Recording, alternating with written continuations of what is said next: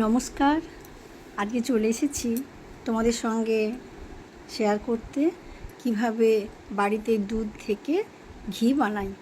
তো আমরা প্রতিদিন যে দুধটা নিই সেটা প্রত্যেকদিন দুধ গরম করে যে সরটা পড়ে সেই সরটা জমিয়ে জমিয়ে রেখে দিই ডিপ ফ্রিজে একটা জায়গায় করে রেখে দিলাম। তো তারপরে সেই সরটা সপ্তাহে একদিন মিক্সিতে ভালো করে ব্লেন্ড করে নিলাম। আর মিক্সি থেকে যে মাখনটা উঠবে সেই মাখনটা এই জলে, ঠান্ডা জলে, বরফ, দেখো এখানে বরফ ভাসছে, এই জলটাতে ওই মাখনটাকে ছেড়ে দিই। ছেড়ে দেওয়ার পর মাখনটা আস্তে আস্তে তুলে নিই। জল থেকে মাখনটা আলাদা হয়ে গেল, জলের সঙ্গে মাখন কখনো মেশে না। তো সেই মাখনটা একটা পাত্রে রেখে দিলাম। এদিকে আমরা গরম কড়া করে সেই কড়াইয়ে ওই মাখনটাকে ঢেলে দিলাম।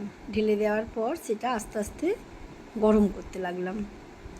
ক্রমাগত নাড়তে হবে। নাড়ার পর যখন ঘিটা হয়ে যাবে আর নিচে এরকম ঘি চড়া পড়ে থাকবে, এটাকে আমরা ঘি চড়া বলি, তো তারপরে ঘিটাকে আস্তে আস্তে ঠান্ডা করে একটা সাদা কাপড়ে ছেঁকে নিলাম। ছেঁকে নেওয়ার পর দেখো কি সুন্দরভাবে ছেঁকে নিলাম। আর ঘিয়ের কালারটা দেখো কত সুন্দর। বাড়ির এই টাটকা ঘি, এত সুন্দর গন্ধ, এত সুন্দর গন্ধ এই ঘিয়ের, কি বলবো। তো তারপরে এই ঘিটা যেটুকুনি ওই সাদা কাপড়ে লেগেছিল এভাবে ভালো করে নিয়ে নিলাম সেটা। তারপরে একটা কাঁচের জারে রেখে দিলাম।